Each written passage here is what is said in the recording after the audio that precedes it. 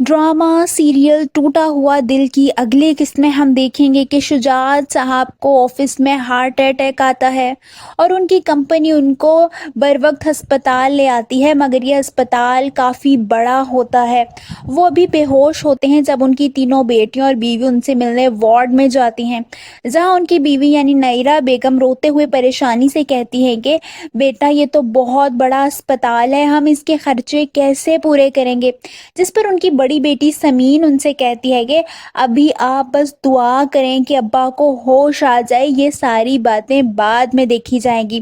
कि सारी बातें अंदर आते गयूर साहब यानी उस कंपनी के मालिक सुन लेते हैं। वो आखिरकार शुजात साहब का सारा बिल खुद क्लियर कर देते हैं और फिर शुजात साहब की तबीयत भी ठीक हो जाती है। जब वो घर जाते हैं तो गयूर साहब उनकी आयादत करने उनके घर भी जाते हैं, जहाँ शुजात साहब के घर वाले उनकी काफ़ी ज़्यादा खिदमत करते हैं। वो बहुत ज़्यादा इस बात से मुतमईन होते हैं।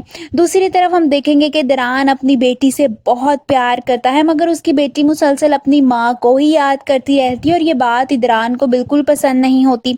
वो अपने बाप यानी इदरान से कहती है कि बाबा, मेरी मामा क्यों नहीं है। जिस पर इदरान काफ़ी सर्द लहजे में जवाब देता है कि वो जा चुकी हैं कभी ना आने के लिए। ये सुनकर उसकी बेटी काफ़ी ज़्यादा परेशान हो जाती है, जिस पर इदरान कहता है कि वो हमें अब छोड़कर जा चुकी हैं, वो कभी वापस नहीं आएंगी। इदरान की बेटी खामोश हो जाती है, उसकी काफ़ी ज़्यादा तबीयत ख़राब हो जाती है और जब इदरान को ये बात पता चलती है तो वो घर के नौकरों की ईंट से ईंट बजा देता है। वो सब पर गुस्सा करते हुए कहता है कि कहाँ मौजूद थे आप लोग, आप लोगों से मेरी बेटी की हिफाजत नहीं हो सकी। वहीं दरान की बहन उसको इतना ज़्यादा पॉजेसिव देकर उस पर बहुत गुस्सा हो जाती है। वो गुस्से से उसे कहती है कि खुद ही संभालो अपनी बेटी को, और अगर नहीं संभाल सकते तो फिर शादी कर लो।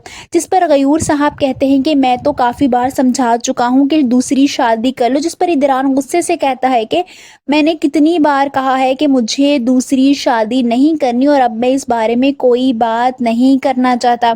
आप सबको क्या लगता है, क्या इदरान आखिरकार दूसरी शादी के लिए मानेगा? कमेंट्स में अपनी राय का इजहार ज़रूर कीजिए।